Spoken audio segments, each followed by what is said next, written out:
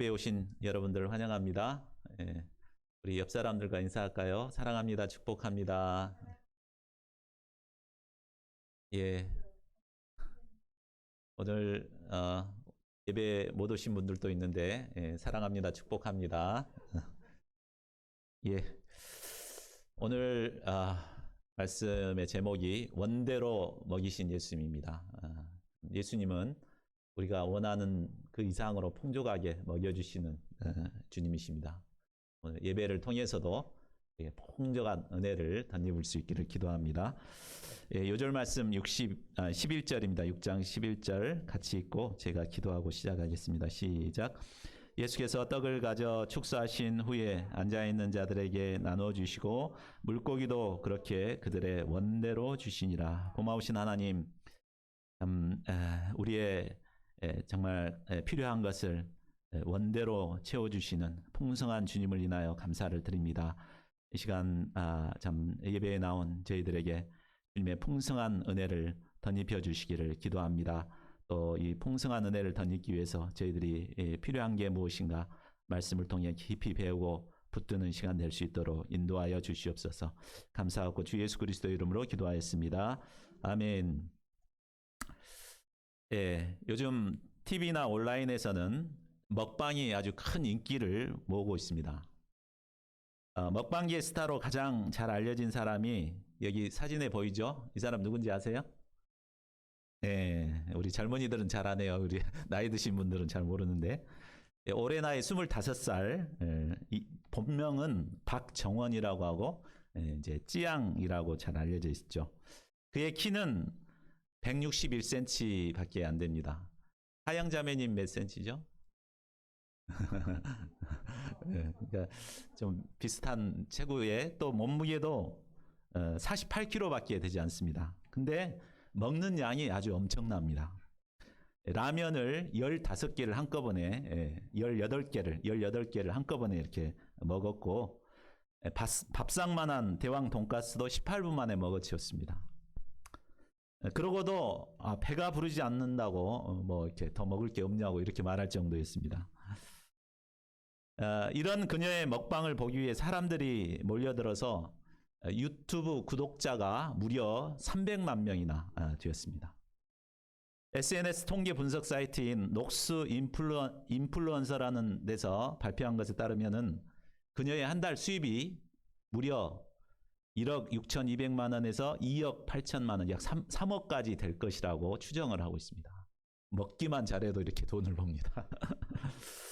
자, 왜 사람들은 먹방에 이렇게 열광을 할까요? 인본주의 심리학의 창시자인 매슬로우의 욕구 위계설이라는 게 있습니다. 이것을 보면 인간의 욕구를 이제 5단계로 나누고 있습니다. 그리고 이 하위 욕구가 충족되어야만 이 상위 욕구로 진전이 이루어질 수 있다, 이렇게 말하고 있습니다. 자, 이 이론에 근거하면 기초적인 욕구를 충족시키지 않고서는 이 상위 욕구를 충족시킬 수 없다는 말입니다. 그런데 오늘날 우리가 사는 이 세상은 먹고 사는 것은 별 염려가 없습니다. 그런데 이제 상위 이 욕구를 충족시키기가 너무 어려운 시대입니다. 직장 잡기가 어렵고 또 결혼하기가 어렵고 내 집 마련하기가 어렵습니다. 때문에 사람들은 가장 기본적인 욕구인 이 먹는 욕구에 더욱 집착을 하게 된다는 것입니다.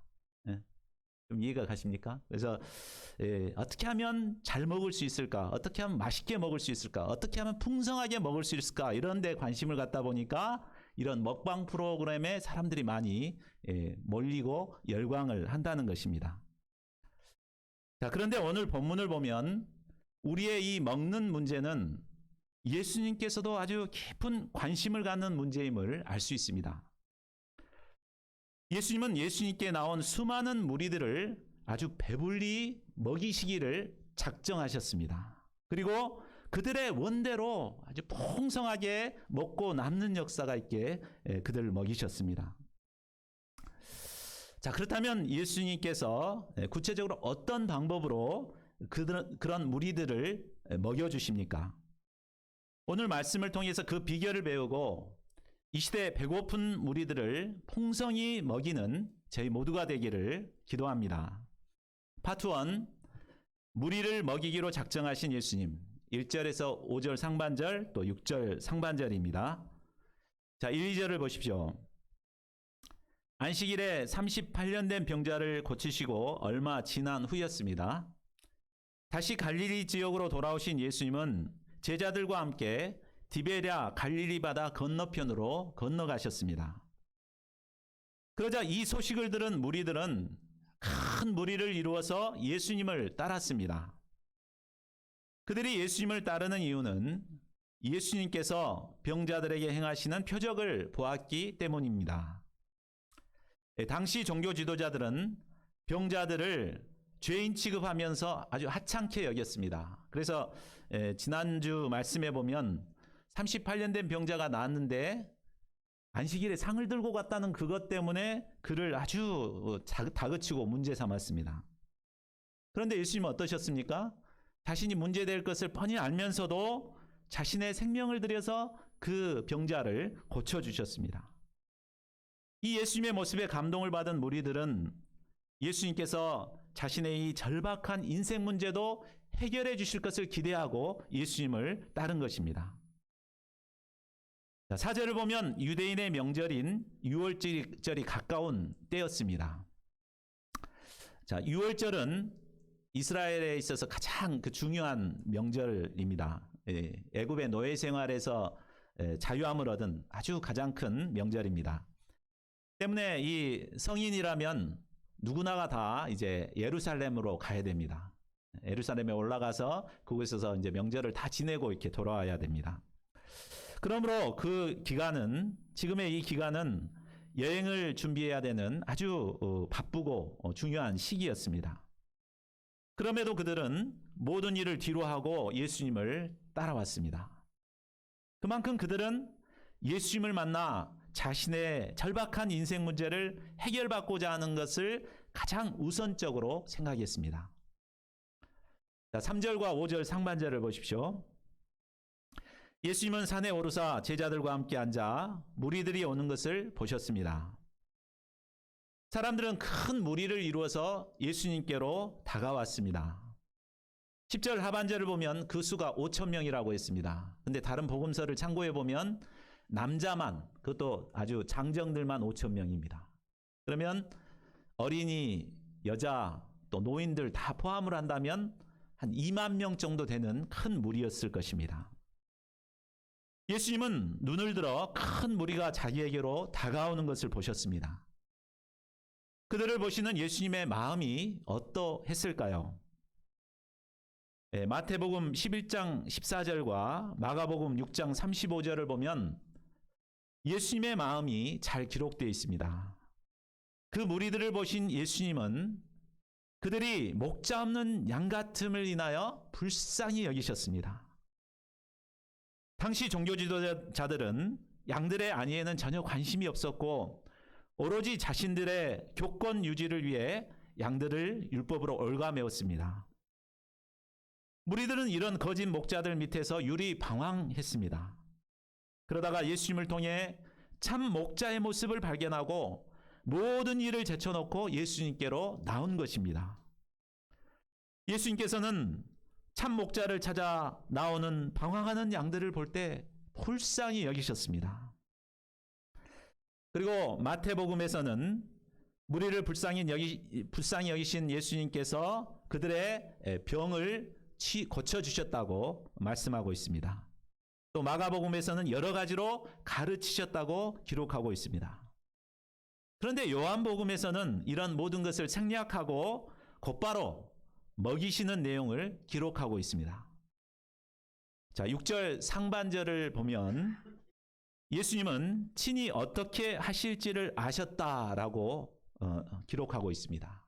자, 이 말이 무슨 말입니까? 뒤에 예수님은 어떻게 하시죠? 어떻게 하신다고 하시죠? 많은 무리들을 배불리 원대로 이렇게 먹여주셨습니다. 그러니까 지금 어떻게 작정하신 거예요? 이 많은 무리들을 배불리 아주 넉넉하게 먹여주겠다라고 작정을 하신 것입니다. 예, 그런데 여기서 우리는 좀 생각을 해봐야 할 것이 있습니다. 우리가 지난 4장 말씀을 공부할 때 표적 신앙에 대해서 배웠죠.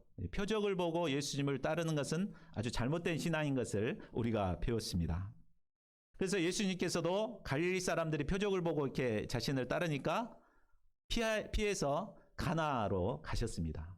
또 가나에서 왕의 신하가 자기 아들이 죽어가는 것을 고쳐달라고 막 이렇게 했을 때 너희는 표적과 기사를 보지 못하면 도무지 믿지 아니하리라 하면서 책망하셨습니다. 그런데 예수님께서는 이 표적을 보고 자신에게 이렇게 나오는 그 많은 무리들을 먹이고자 작정을 하셨습니다. 왜 그렇게 하셨을까요? 저 표적 보고 다른 애들, 쟤들 필요 없어 그러고 이제 외면하실 수도 있는데 어떻게 그렇게 하셨을까요? 그것은 그들의 신앙 출발이 잘못되어 있기는 하지만 이 먹는 문제는 육을 소유한 인간에게는 가장 기본적인 욕구이기 때문입니다. 예수님은 신앙의 출발이 다소 문제가 있다 하더라도 예수님께 나온 자들이 배고파 기진하는 것을 원치 않으셨습니다. 어찌하든지 그들을 배불리 먹이기를 원하신 것입니다. 또한 그들이 배불리 먹고 난 후에 예수님을 바로 알게 되고 그 다음에 참된 믿음을 갖기를 기대하셨습니다.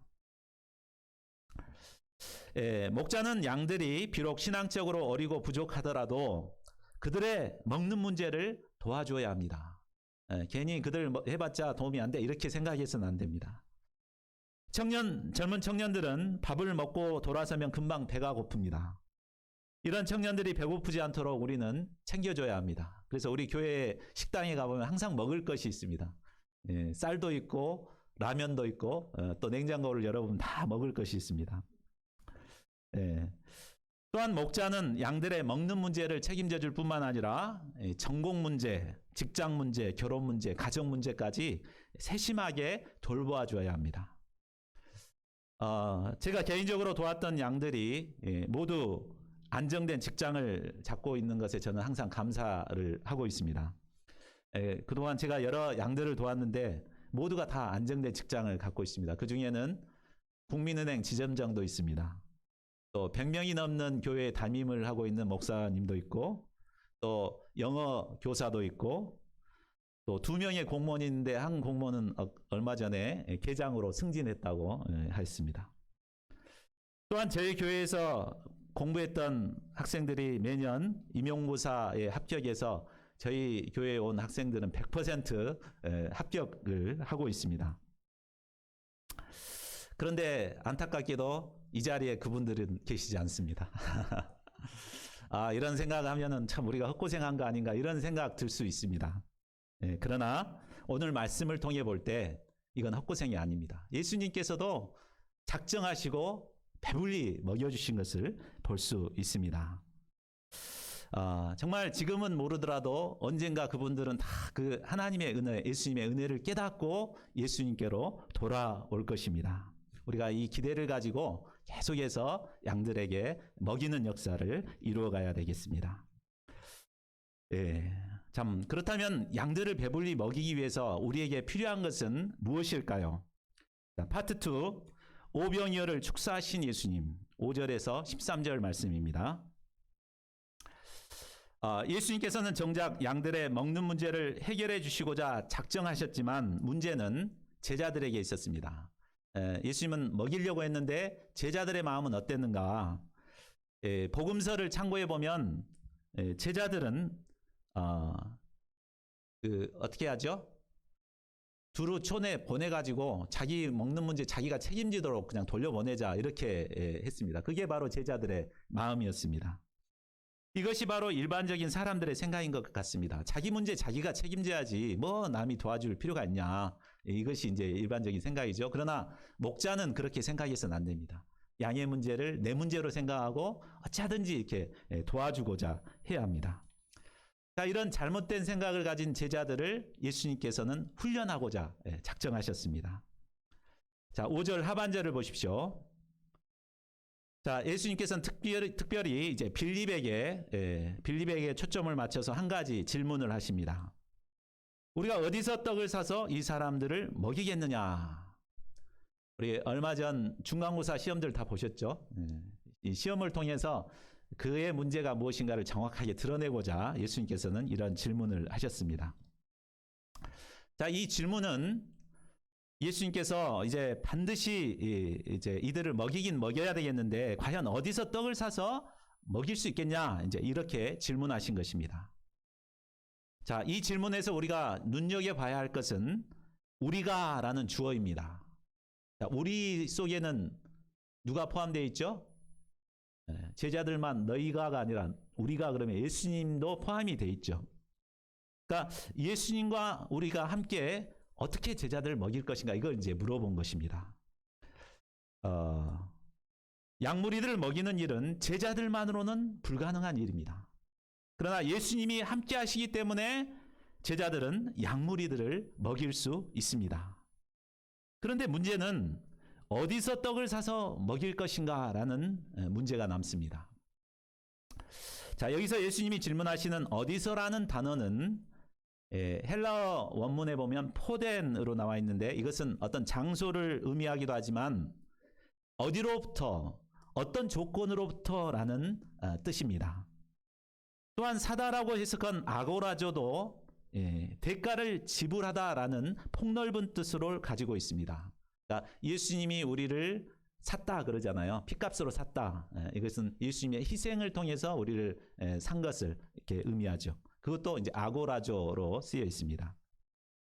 그러니까 이것을 풀어서 설명한다면 우리가 무리들을 먹여야 되겠는데 어떤 조건과 대가를 치러서 먹일 수 있겠냐, 이것을 물어본 것입니다. 자, 예수님은 배고픈 무리들을 불쌍히 여기시고 먹이고자 작정하셨습니다. 그런데 직접 먹이시지 않고 제자들을 통해서 먹이기를 원하십니다. 그리고 제자들이 무리들을 먹이기 위해서 한 가지 필요한 것은 바로 포덴, 아고라조, 그러니까 예수님께서 역사하실 수 있는 어떤 작은 꼬투리를 찾아서 주님께 드리는 것이었습니다. 예수님께서는 제자들이 무리들을 불쌍히 여기고자 하시는 이 예수님의 마음을 깊이 깨닫고 이 일에 동참하기를 원하셨습니다. 그래서 어떻게 하면 먹일 수 있을까, 이런 작은 꼬투리를 찾아서 예수님께 드리기를 원했습니다. 그래서 이 질문을 하신 것입니다. 자, 그런데 빌립의 대답이 무엇입니까? 7절을 보십시오. 빌립은 각 사람으로 조금씩 받게 할지라도 200데나리온의 떡이 부족하리이다 라고 대답합니다. 사람들은 자기가 듣고 싶은 소리만 듣는 것 같습니다. 그러니까 이 예수님의 이 질문을 빌립은, 자, 많은 무리들을 먹이기 위해서는 돈이 얼마나 필요한가 계산 좀 해봐라, 이렇게 들은 것 같아요. 그래서 질문이 떨어지기가 무섭게 부지런히 계산을 했습니다. 우리가 슈퍼에서 요기를 하려면 단팥빵 2개하고 우유 하나만 사도 얼마 정도 듭니까? 한 3,000원 정도 들 것 같아요. 그래서 그것을 이제 반띵 한다고 해서 이제 본인들이 절반 내고 절반을 이제 준다고 할 때 1,500원 곱하기 2만 명, 그러면 얼마죠? 3천만 원이 되죠. 3천만 원. 맞습니까? 3천만 원. 네, 맞습니다. 그런데 이제 당시 1인당 일꾼 일당, 데나리온이 일꾼 하루 일당인데, 이 일꾼 일당을 이제 15만 원으로 이렇게 치면은 딱 200데나리온이 딱 3천만 원이 되는 것입니다. 참 비상하죠. 그래서 빌립은 아주 명석한 두뇌를 이용해서 200데나리온의 돈이 필요하다는 것을 다 계산을 해냈습니다. 그런데 문제는 제자들에게는 그럴 만한 돈이 없다는 것이 문제입니다. 빌립은 결국 200데나리온이라는 돈이 없기 때문에 먹일 수 없습니다라는 결론을 내렸습니다. 자, 이 빌립의 문제가 무엇입니까? 그는 머리가 아주 명석했고 계산도 빨랐습니다.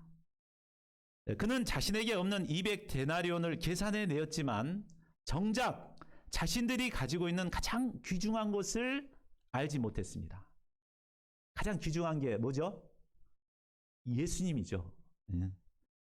예수님은 무에서 유를 창조하신 창조주 하나님이 되십니다. 이 예수님께서 무리들을 먹이기를 작정을 하셨습니다.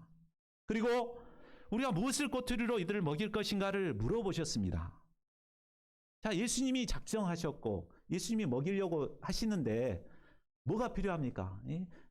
내가 정말 필요한 작은 꼬투리를 찾아서 드리기만 하면 먹이실 것인데, 근데 빌립은 자신에게 없는 200데나리온만 생각하다가 결국은 이 예수님의 의도에서 이제 낙방을 한 거죠.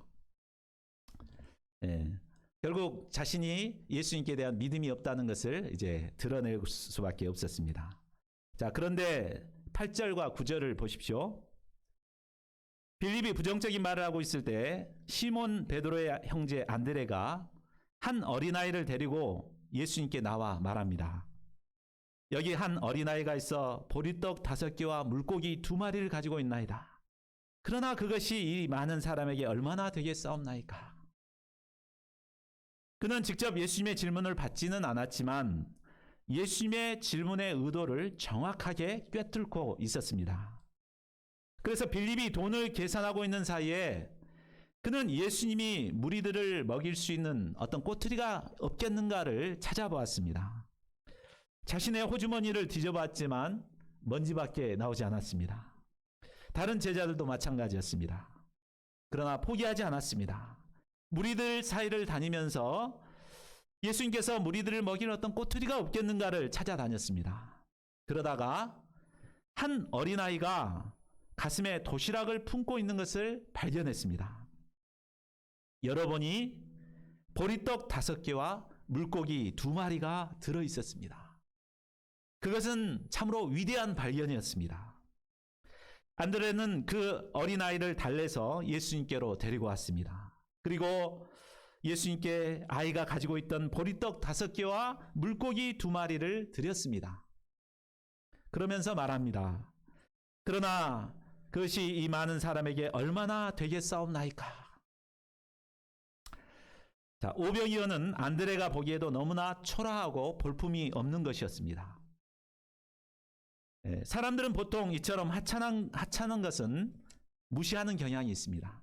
이까짓 것 드려봤자 무슨 도움이 되겠는가 하면서 아예 관심조차 갖지 않습니다. 그러나 안드레는 달랐습니다.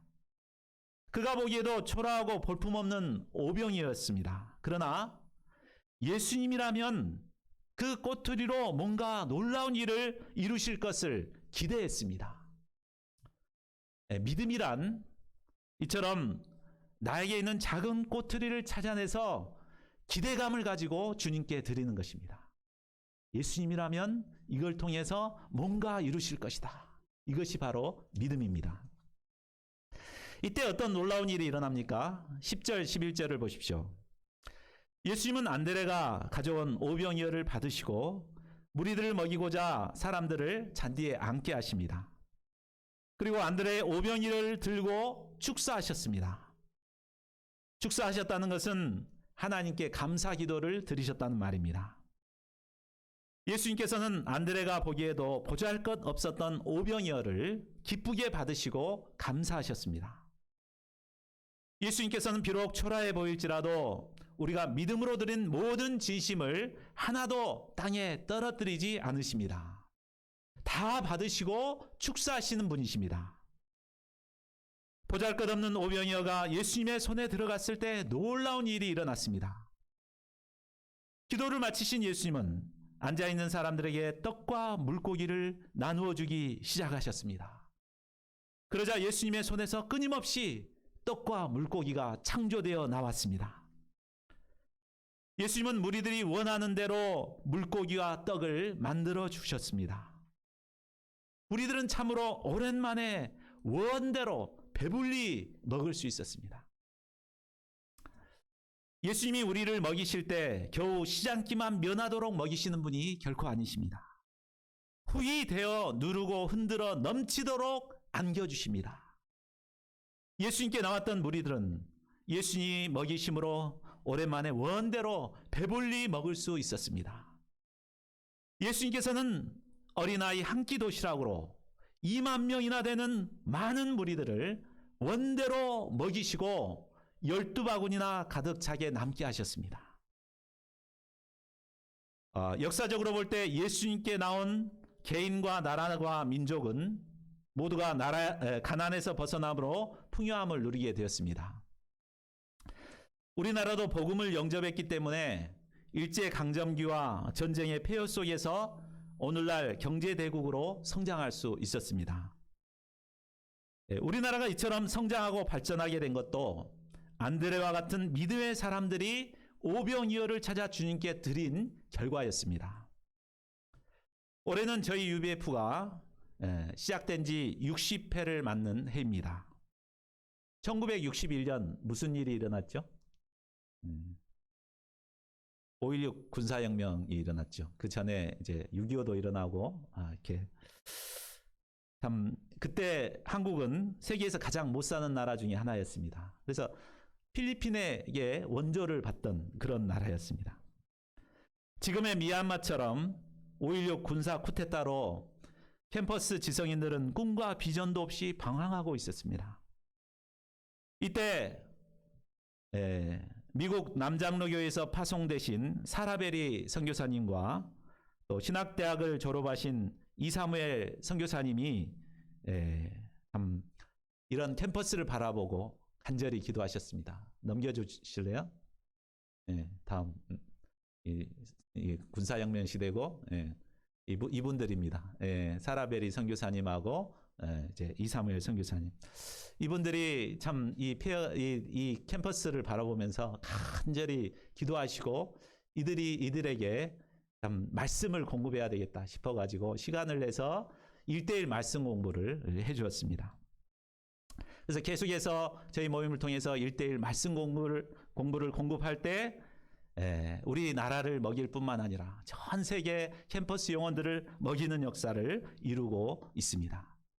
우리가 이제 5월 30일 되면 세계 선교보고대회를 하게 됩니다. 이 자리에서 하게 되는데 우리가 그걸 보면서 하나님께서 어떤 역사들을 어떻게 먹이셨는가 볼 수 있기를 바랍니다.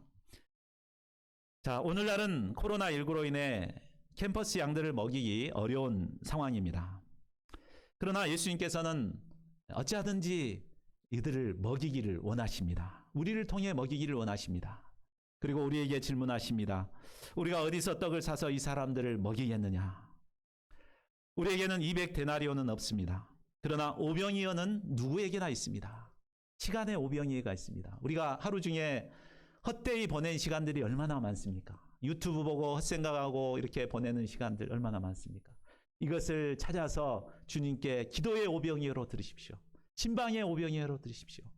양들에게 위로를 주는 말을 전하는 이런 오병이어로 들으시기를 기도합니다. 그래야 할 때 우리는 코로나19의 어려운 상황에서도 양무리들을 배불리 먹일 수 있습니다. 이런 놀라운 역사가 우리 가운데 계속해서 일어날 수 있기를 기도합니다. 파트 3, 무리는 떠나고 제자들에게는 오신 예수님. 14절에서 21절 말씀입니다.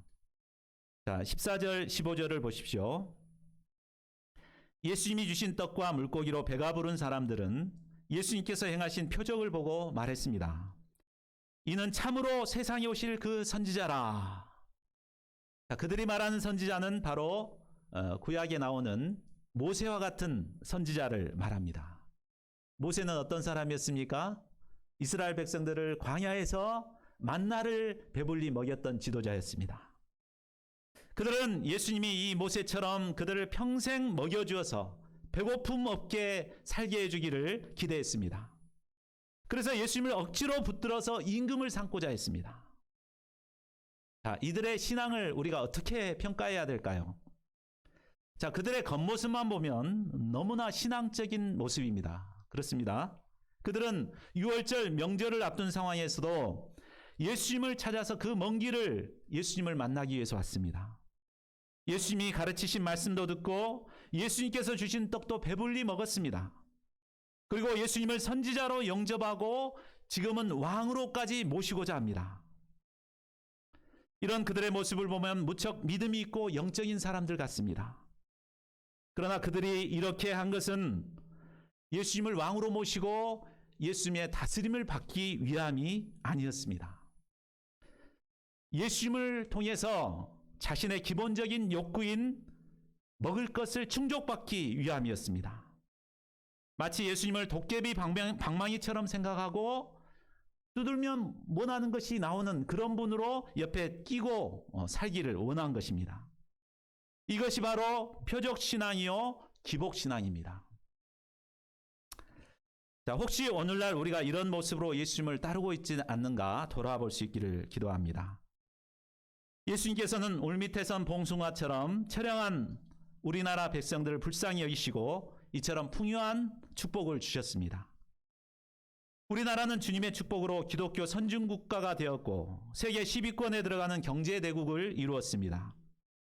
그런데 신자들은 여전히 구복신앙에서 벗어나지 못하고 예수님을 억지로 왕으로 삼고자 그리고 계속해서 축복만 누리고자 하고 있습니다. 참 그냥 먹지 못한 사람들 먹이고자 하기보다도 자기 이성만 챙깁니다. 예수님은 이런 그들을 어떻게 대하십니까? 예수님은 어떻게 하셨습니까? 그들을 떠나서 산으로 가셨습니다. 예수님은 예수님을 이용해서 자신의 축복만 누리고자 하는 자들과 함께하기를 싫어하십니다. 예수님은 구복신앙만 추구하고 예수님을 붙잡아 놓고자 하는 자들을 속히 떠나십니다. 아무리 크고 화려한 사람들이 다니는 교회라도 구복신자들이 모여 있는 곳에는 예수님이 함께 하시지 않습니다. 그곳은 더 이상 교회라고 볼 수 없습니다. 그러나 적은 숫자가 모였더라도 정말 예수님을 왕으로 먹이고 왕으로 섬기고 다스림을 받고자 하는 자들, 그곳이 예수님이 계신 그곳이 바로 교회인 것입니다. 자, 그렇다면 예수님이 함께 하시는 교회가 되기 위해서 우리에게 필요한 것은 무엇일까요? 16절부터는 광풍을 만난 제자들을 찾아오신 예수님입니다. 자, 날이 저물어 가자 제자들은 배를 타고 바다 건너 가버나움으로 향해 가게 되었습니다. 다른 복음서를 참고해 보면 예수님이 먼저 가도록 그렇게 하셨습니다. 이때 갑자기 큰 바람이 불어 파도가 일어났습니다. 19절을 보십시오. 제자들 대부분은 어부 출신들이었기 때문에 나름대로의 기술을 발휘해서 열심히 노를 저었습니다.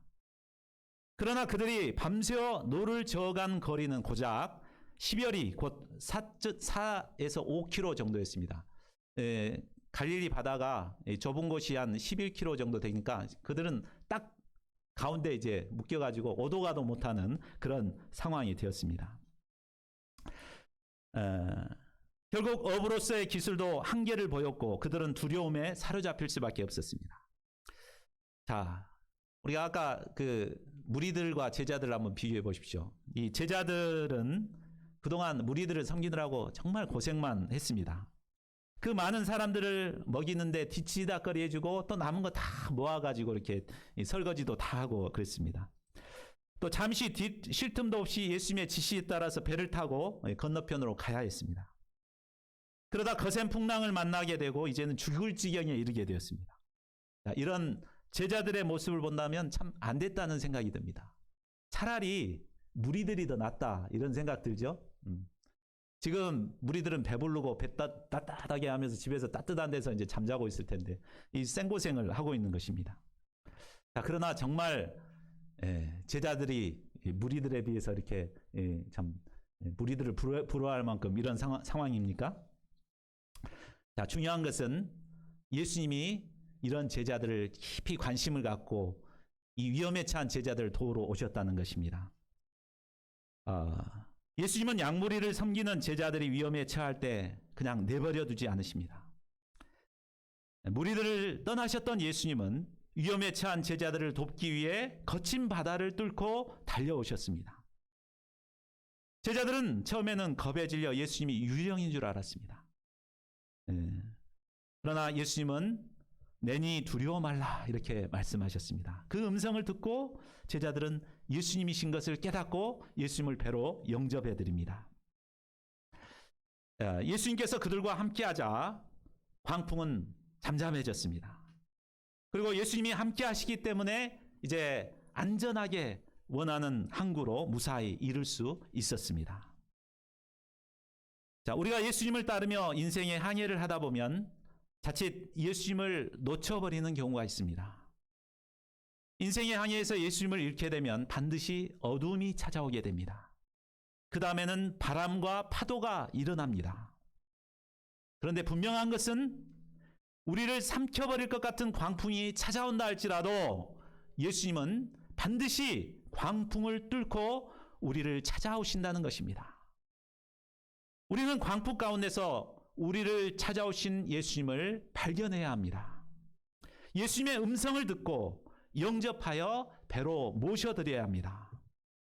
이때 인생의 광풍은 그치고 예수님과 함께 목적지에 안전하게 이룰 수 있습니다.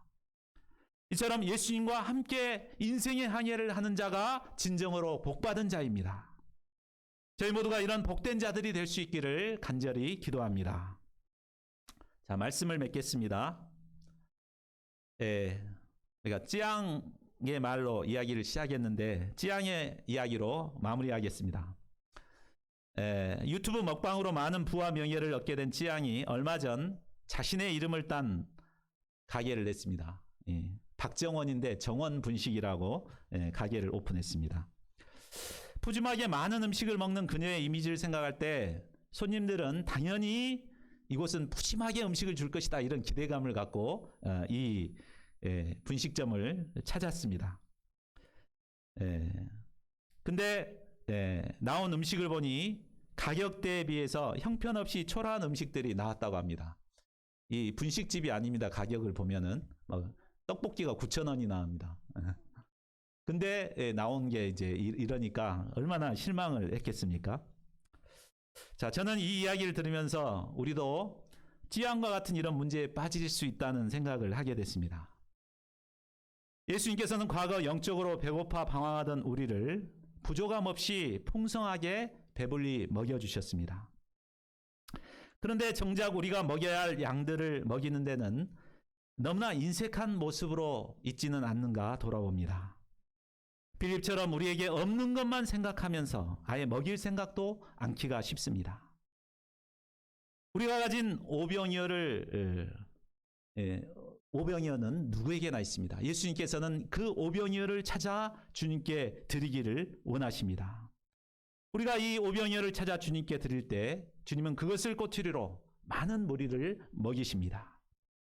저희가 믿음으로 오병이어를 찾아 주님께 드림으로 수많은 사람들을 먹이는 위대한 삶을 살아갈 수 있기를 기도합니다. 우리 요절 말씀 읽고 우리 함께 기도하는 시간 갖겠습니다. 6장 11절입니다. 시작. 예수께서 떡을 가져 축사하신 후에 앉아있는 자들에게 나누어 주시고 물고기도 그들의 원대로 주시니라.